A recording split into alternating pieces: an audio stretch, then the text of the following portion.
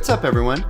So I'm Rob. This is an introduction to statistics and the psychological sciences, and today we are going to jump into lecture 6. There's going to be 2 parts to this lecture. In the first part, we're going to go over some of the conceptual aspects about correlations. We'll most prominently discuss the most common correlation coefficient used, which is the Pearson Product-Moment Correlation. But we'll also describe a couple other types of correlation that are used in special cases. So in the second part of this lecture, we are going to do hand calculations of correlations. And so I'll walk you through step by step when we get to the second part of how to do that. And then in the lab portion of this module, we're going to learn how to do correlations in SPSS and how to make scatter plots and all that good stuff. Okay, well, let's dive in. So, what is a correlation? I mean, most of you have probably heard correlation used just in day-to-day life, right? So oftentimes you hear that, something over here is correlated with something over here. It typically means, an association or a relationship. In statistics, correlation means something very specific. And we're going to try to put some flesh on the bones of your pre-existing knowledge of what a correlation is in this class. Another thing you've probably also heard is that correlation does not imply causation. And that's 100% correct. It does not. But somehow it's kind of tricky because there's kind of, when we do a correlation in statistics, there's certain linguistic boundaries around that. So for example, we can't use any kind of language that talks about causality whenever we're dealing with merely correlational data. So for example, I can't say that, X affects Y because that implies a causal relationship, right? I can say that they're related, or I could say that they predict, but because correlation doesn't imply causation, this places some restrictions on how you can talk about your results. And we'll go into that later. But I want to bring to your attention right out of the gate and there's a lot of interesting correlational research out there. And so here, I'll just show you what scientists have discovered, right? So one thing is, we know that over time, going back all the way into the early 1800s, if you look at how temperature, the average global temperature on the planet, you'll see that the planet's warming, right? So 1820, it was, pretty low temperature, and then it's gone up like 2 degrees Celsius, as of the year 2000. Another thing that scientists have noticed is that while average temperature has gone up, the number of pirates on the planet has gone down. And so there is a highly significant correlation between pirates and global warming. So one implication of this could be that we need more pirates to save the planet, right? To help address the true cause of climate change, we should maybe think about dressing up like pirates every now and then. So obviously I'm being a little facetious here. This is kind of a demonstration that that correlation does not imply causation, right? Just because those two variables are related, which they are, that doesn't mean that dressing up like a pirate is going to change the temperature of the planet. So let's talk about the most widely used correlation coefficient in most of statistics, right? And that is the Pearson Product-Moment Correlation. So the Pearson correlation is a parametric test, which means that it relies on a normal distribution. If your data are not normally distributed, you are not able to conduct a Pearson correlation. And it measures the strength and the direction and the magnitude or effect size of the linear relationship between two quantitative variables. So already here, we've got a lot of limitations on what can be tested. We need two variables that are either at the interval or ratio level of measurement and that are linearly related, meaning that if you look at the data, you could draw a line through it to kind of explain the trend, a straight line. Okay, so let's kind of unpack like what the coefficient is, right? So the Pearson correlation is denoted by the letter R. Now, when we're writing up statistics, like in a paper or something, any symbol like a statistical test symbol is going to be represented in italics, right? So it's an italicized lowercase r.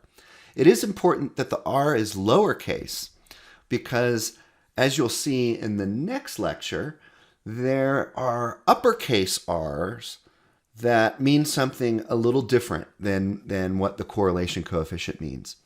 So to not confuse people, it's always an italicized lowercase r. So the Pearson correlation, it ranges from a -1 to a +1. And basically, the closer it is to -1 indicates a inverse relationship, meaning is one variable goes up, the other goes down. And from 0 to +1 indicates a direct relationship, which means as one goes up, the other goes up. Now, again, there must be a linear relationship. It cannot, a different type of relationship would be like a curvilinear relationship, where it looks like the dots on a scatter plot are kind of forming a U or a parabola or something. So let's look at what how a scatter plot works. So here we have the variables height and weight. Now, whatever is displayed on the x-axis is x, and whatever is displayed on the y-axis is y. And just the general rule of thumb is that x predicts y, right? So x is going to be your predictor variable, and y is going to be kind of the outcome you're trying to explain from x. So here we can see we have one person's data, right? We have a person who is 60 inches tall and 130 pounds. Each person has two scores. What you're doing, you're correlating two scores on the same person here. So each person has two scores. One of those scores is a quantitative measurement of height, and the other is a quantitative measurement of weight. And this is combined are going to create 1 point on this Cartesian coordinate system. And so if we have a bunch of people, we have a bunch of dots. And whenever there's a bunch of dots, this is called a scatter plot. And what you can see here is if you just look at the pattern in this data, it appears that people who tend to have higher height values, meaning that they're taller, also tend to have higher weight values, meaning taller people weigh more, and it looks like shorter people weigh less. So this is going to represent what we call a direct or sometimes a positive relationship. So the correlation coefficient R, lowercase r, tells you about the direction, the strength, and the magnitude or effect size. And so let's look at how direction, you can pull directional information out of this. So a direct or positive correlation basically means that data points go up to the right on the graph as depicted here. The variables increase together, right? Or you could say they decrease together depending on which direction you're going. And R is always going to be greater than 0 when this is the case. So basically, when two variables are directly related or directly correlate, when there's greater values of one variable, that corresponds to greater values of the other variable. And lower values of that variable correspond to lower values of the other variable.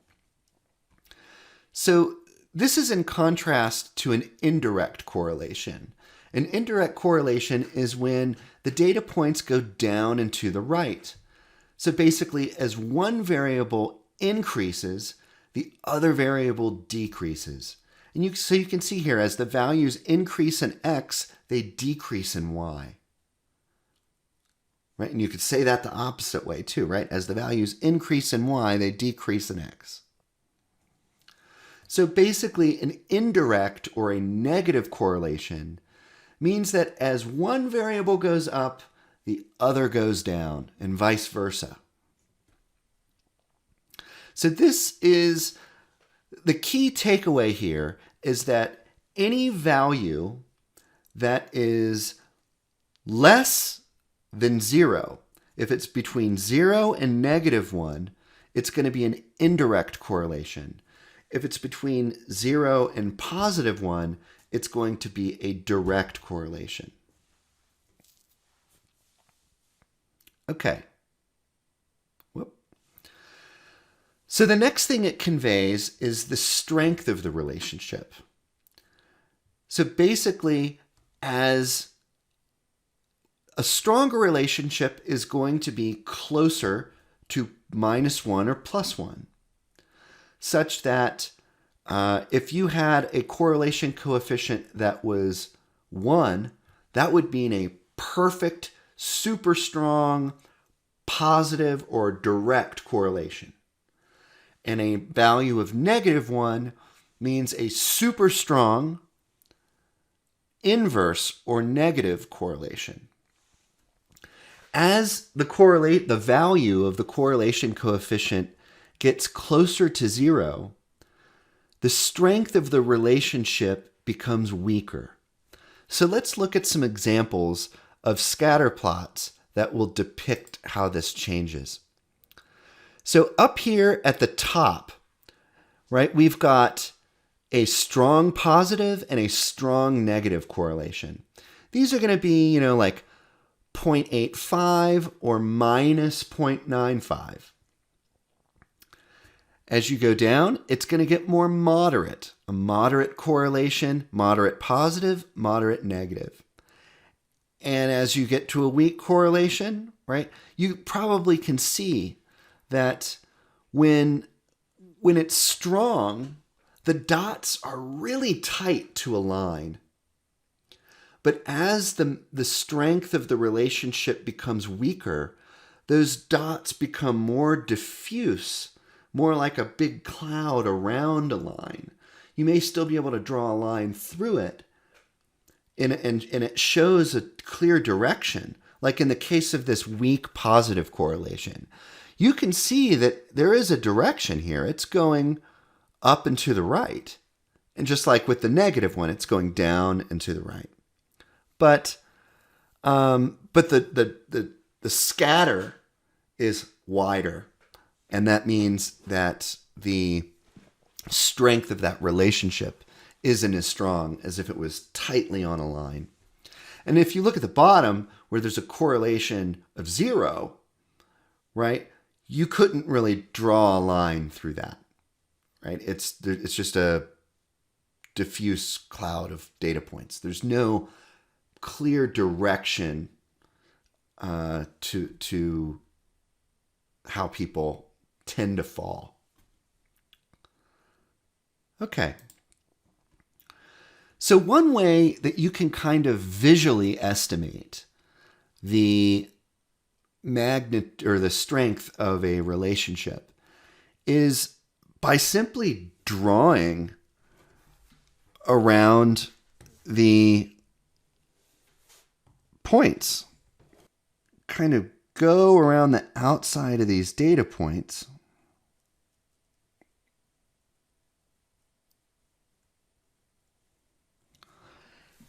And how big that is kind of a marker of how strong the relationship is. So this is going to represent probably a moderate correlation, a moderate direct or positive correlation. If you have a bigger cloud, right, it's going to mean that you have a weaker relationship. So what are the cutoffs for weak and whoop. Okay, so while this is a good way if you're just kind of looking at scatter plots to get kind of your finger on the pulse of the strength and direction of that relationship, there are also kind of empirical cutoffs, right? Like values. What does the correlation coefficient have to be considered strong or moderate or weak? So let's look at that. So here we see, now we're taking the absolute value of R. So all that's doing is taking the directionality out of it. Because again, the correlation is kind of symmetrical, right?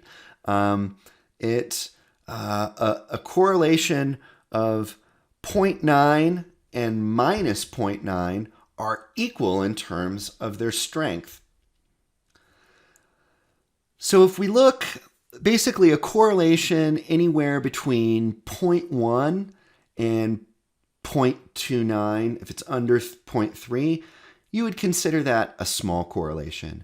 A moderate correlation is going to be anywhere between 0.3 and just under 0.5, and anything over a correlation of 0.5 is strong correlation. Now, in psychology, it's not, it happens, but it's quite rare to find super strong relationships. Typically, moderate relationships are much more common, and weak and small relationships are even more common. But in psychology, just given the degree of variability in human thought, feeling, and behavior, and errors in measurement and things like this, it's quite rare to find a strong relationship. It does happen, and when it does, it's quite exciting. But, we're talking about strength, and, sometimes people may mention, it's because it's strong, it's really significant, right? And while that is true in terms of statistical significance, it's important to distinguish between statistical significance and practical significance. So statistical significance, we haven't really gotten to the module yet where we're going to really dive into this, but it basically means that our confidence in this relationship is strong, or an easy way to understand it is that it would be unlikely that this relationship would occur just due to chance. It's a very specific thing, and down the road, after the first exam, we're actually going to go really deep into this concept. We're already in the process of kind of building the conceptual infrastructure to tackle topics like statistical significance. But we'll go into more detail later. But practical significance is what people typically think of when they think of significance. So it means it's important or tremendously meaningful or valuable in some way. And so, for example, let me just give you an example of why statistical significance, or even we could even just say that the strength of the relationship does not equal practical significance, right? So I might have a very, very weak relationship between smoking and lung cancer. And it's true. That actually is a very small relationship. But just because it's a weak or small relationship does not mean it isn't practically significant. I mean, you're talking about people's lives, right? So a weak relationship in that case means, the quality of people's life and their health, right? And so we want to do everything that we can because it's so practically significant. That is a very meaningful relationship. And it goes vice versa too. Sometimes you can have really strong relationships that just don't really mean anything, right? For example, like global average temperature and the number of pirates probably doesn't mean much, right? Okay. So another thing that a correlation coefficient can tell you is the magnitude of the relationship. Another term for this is effect size. And basically what this is it tells you the proportion of variance accounted for in one variable by the other variable. So for example, I could say that the proportion, that smoking behavior accounts for 6% of the reason that people have lung cancer, right? The metric that we use to do this is called the coefficient of determination. And to do this, it's as simple as taking the R value and squaring it. Now, if you remember, whenever we were doing standard deviation, right, the difference between standard deviation and variance was what? It was, if you square the standard deviation, you get the variance. And if you square root the variance, you get the standard deviation. Well, here what we're doing, clearly this R is kind of in units of standard deviation, right? And when we square it, we're converting it into units of variance, right? And so that's why we can say the proportion of variance in one variable explained by another variable when it's squared. Okay, so why do we care about correlations? I mean, especially if we can't make any kind of causal inference and they're so limited, right? Why do we want to know this? Well, let's go back to this slide that we kind of hit on this first exam grade slide a few lectures ago. And we were talking about, in the absence of any information, if you had to guess someone's test score in this class, right? And that was the distribution. What would you guess? Well, you would guess the mean, right? But what if we knew that there was a highly significant correlation and a strong correlation between the number of hours a person studied and how well they performed on the exam? Well, then you don't just have to guess the mean, right? Now you have some kind of predictor. You know, oh, I can improve my prediction if I know how much they study. Because if I know how much they study, I know that number of hours studying is positively or directly correlated with their exam performance. And so I can basically take my mean prediction and adjust it based on this new knowledge that we have from the correlation. And so this is going to, having correlational knowledge about something is very helpful because it helps us predict. It helps us predict how people will behave, how they'll think, how they'll feel, how they'll recover. And so knowing this kind of information can be tremendously important. And there are limitations, but there's also major strengths to correlational research. So, for example, oftentimes it's just simply unethical to manipulate certain independent variables in an experiment, right? So, it's kind of cringy, but say you wanted to study, interpersonal relationship and abuse in interpersonal relationships. You can't ethically randomly assign people to an abuse group and then another group of people to a non-abuse group, right? You just can't do that. But there's also other, times like when sometimes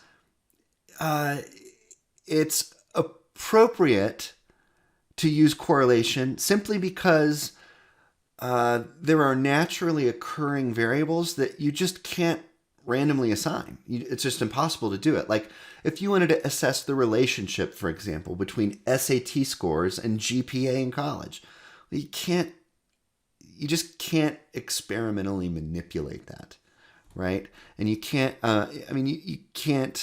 You're stuck with correlational limitations.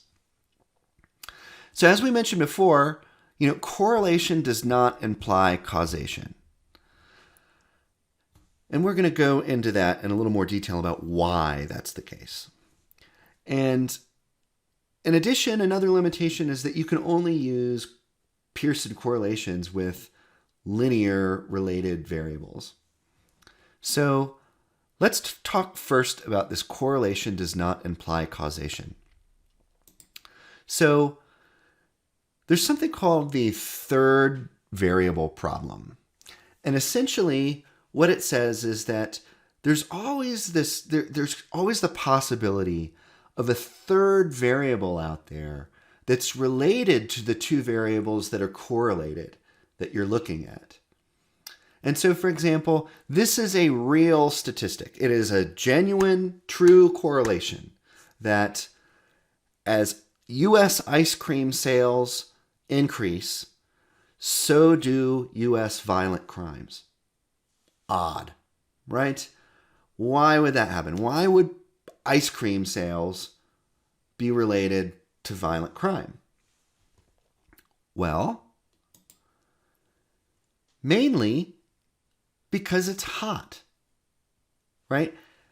When it's hot, people eat more ice cream. Heat causes people to eat more ice cream.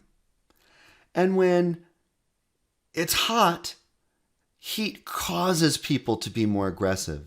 We know this, right? That's established. And so that third variable, the heat or the temperature, explains the relationship between those two variables. So, and just as a kind of funny aside, it's not only that People get angry whenever it's hot, but so do cows, right? Cows get more angry. So in this situation, wouldn't it be funny? I mean, cows are angry. Cow anger is correlated with ice cream sales, right? Is it that cows don't want us to eat ice cream? Probably not, right? It's heat.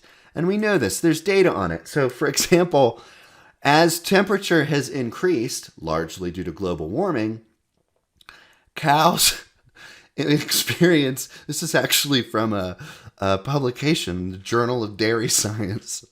Cows experience more frustration and aggression, lower milk yield. They're less sexually interested in females, or at least bulls are, I guess. And yeah, so there's a correlation there too. And so coming back to this climate change thing, right? You know, this is just one way how statistics can really help you understand why correlation doesn't imply causation. It's this third variable out there. There's another variable that could be explaining it. So in this situation, right, global average temperature and number of pirates, what would be a third variable that might explain changes in average temperature and changes in the number of pirates? I mean, you could just easily say culture, right? There's been a huge change in culture, and that explains why pirates have gone down, and it also explains why global average temperature has gone up. So we can chalk this up as being 100% bullshit. Not to bring the cow back in the picture. But so the second limitation to the Pearson correlation is that it must be a linear relationship. So this scatter plot depicts a very strong linear relationship between two variables, right? You can draw a line that is like, it fits the data points. But a nonlinear relationship would look like something like this, where it's clearly curvilinear. I mean, you could use a quadratic to measure that, but you're not going to use a Pearson correlation. You can't draw a line through those points and explain them. Okay, and I mean, there are ways to model data that is shaped like this, but we're not going to get to that in this class.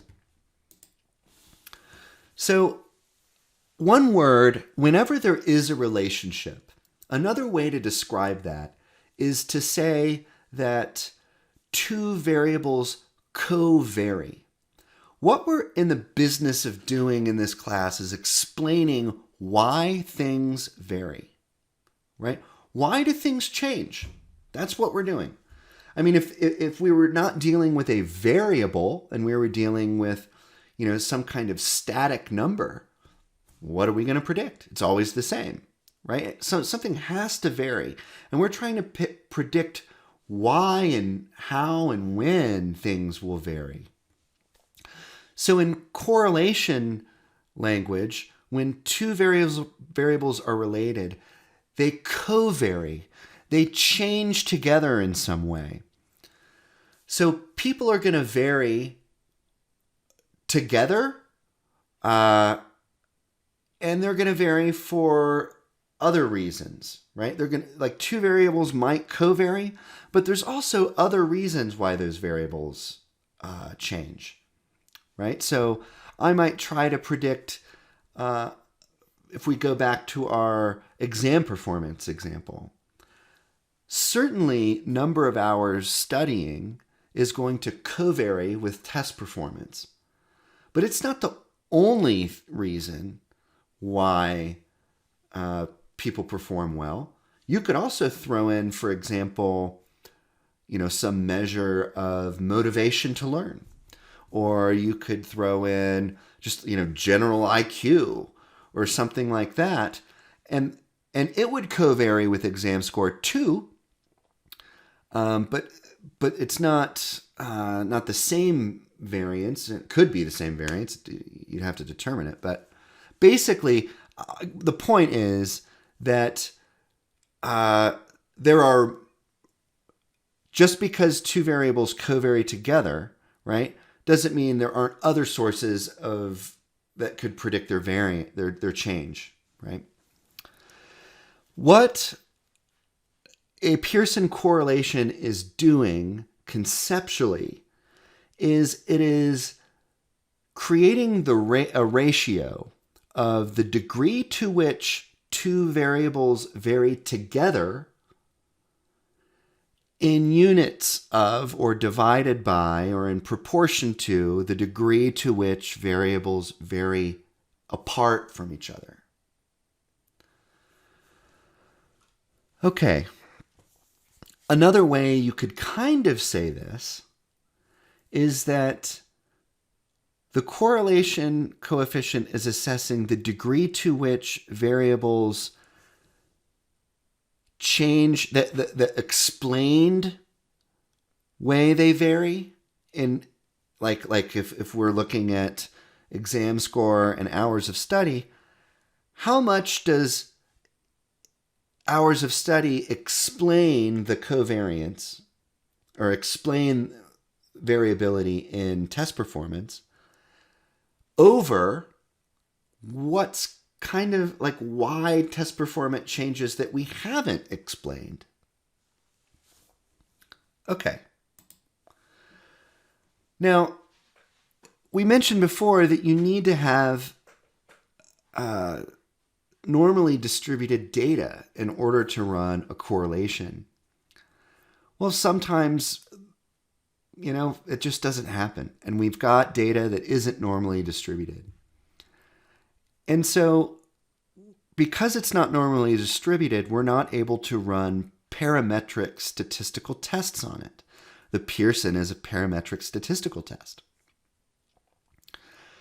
So what do we do in cases when we can't run a Pearson? Well, in that case, we can use the Spearman row rank order correlation. And so Spearman's is basically safe to use when your data isn't normally distributed. It's used typically with ordinal data, but also whenever there's a violation of normality among data that's at the measured at interval and ratio levels. And basically, this measures the strength and the direction of a monotonic relationship between two variables. So monotonic, it doesn't have to be linear, but it just measures as one goes up, the other goes up, or as one goes up, the other goes down. Okay, so that's it for this portion, and I appreciate your attention. I hope this was clear, made sense what correlation is, and in the next part, we are going to do a hand computation of a Pearson Product-Moment Correlation, and, well, thank you.